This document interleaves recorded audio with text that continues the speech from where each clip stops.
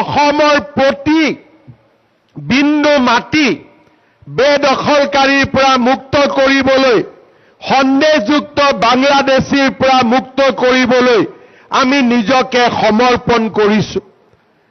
আজি এবিঘা দুবিঘা মাটি নহয়, 1,29,000 বিঘা মাটি আমি আজি বেদখলৰ পৰা মুক্ত কৰিছো। অসম আন্দোলনৰ শ্বহীদসকলৰ জ্বলি থকা জুইকুৰা অলপ হলেও নুমুৱাবলৈ আমি প্ৰয়াস আৰু প্ৰচেষ্টা কৰিছো। আজিৰ দিনটোত আমি সংকল্প লৈছো যে প্ৰতি টুকুৰা অসমীয়াৰ মাটি আমি সন্দেহযুক্ত বাংলাদেশীৰ পৰা মুক্ত কৰিম। এখন স্বাভিমানেৰে পৰিপূৰ্ণ আমি অসম নিৰ্মাণ কৰিম। কোনোবাই যদি ভাবিছে যে এটা বা দুটা উচ্ছেদত আমি থমকি ৰম, কাৰোবাৰ ৰঙা চকুক আমি ভয় কৰিম আৰু কাৰোবাৰ ওচৰত আমি শিৰ নত কৰিম, তেতিয়া তেওঁলোকে আজি এই ধলপুৰ শিৱ মন্দিৰ আৰু গৰুখুটিৰ পবিত্ৰ ভূমিৰ পৰাই মই তেওঁলোকক শুনাব খুজিছো, অসম আন্দোলনৰ 900 গৰাকী শ্বহীদৰ মৃত্যুৰ হিচাপ নোলোৱালৈকে আমি ক্ষান্ত নহওঁ। আমি আমাৰ লক্ষ্য সাধনৰ বাবে আমি আগুৱাই যাম আৰু আমি আমাৰ লক্ষ্যত উপনীত হ'ম। অসমীয়া জাতি কেতিয়াও পৰাজিত হ'ব নোৱাৰে। লাচিতে আমাক শিকাইছিলে কেনেকে আমি অজেয়, পিঠুৱে আমাক শিকাইছিলে কেনেকৈ আমি দুৰ্দান্ত, আৰু অসম আন্দোলনৰ শ্বহীদসকলে আমাক শিকাইছিলে আমি কিমান সাহসী।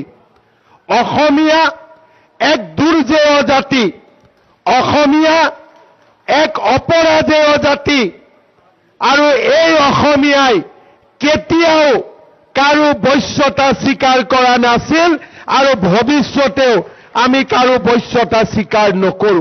8,000 বিঘা মাটি আমি বাংলাদেশীৰ কবলৰ পৰা মুক্ত কৰিছো, তাতকৈ আৰু লাভৰ হিচাপ একোৱেই হ'ব নোৱাৰে। আমি প্ৰমাণ কৰিব খুজিছো যে লাচিতৰ তেজ, চিলাৰায় তেজ এতিয়াও আমাৰ বুকুত প্ৰবাহিত হৈ আছে। কিন্তু অসমীয়া জাতি এভাৰেষ্টত শৃংগত আৰোহণ কৰিবই, এই কথা আজি আপোনালোকে শুনি লওক। অনাগত দিনত আমি আকৌ যুঁজিবলৈ সাজু থাকিব লাগিব।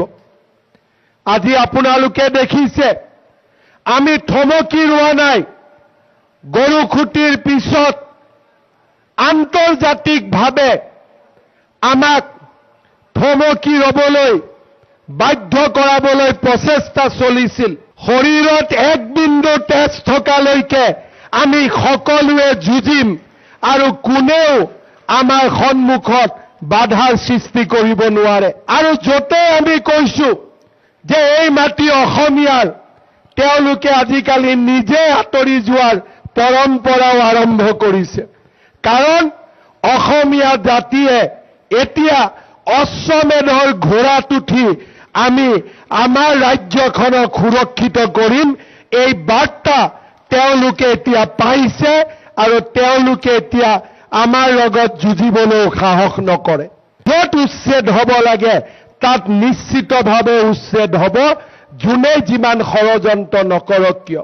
সংকল্প এটাই, অসমীয়া জাতিৰ প্ৰতি টুকুৰা ভূমি আমি বেদখলৰ পৰা উচ্ছেদ কৰিম, জাতিটোক আত্মনিৰ্ভৰ কৰিম আৰু এই জাতিটোক আমি ভাৰতৰ 5খন সৰ্বশ্ৰেষ্ঠ ৰাজ্যৰ ভিতৰত এখন কৰি আমি নিৰ্মাণ কৰিম।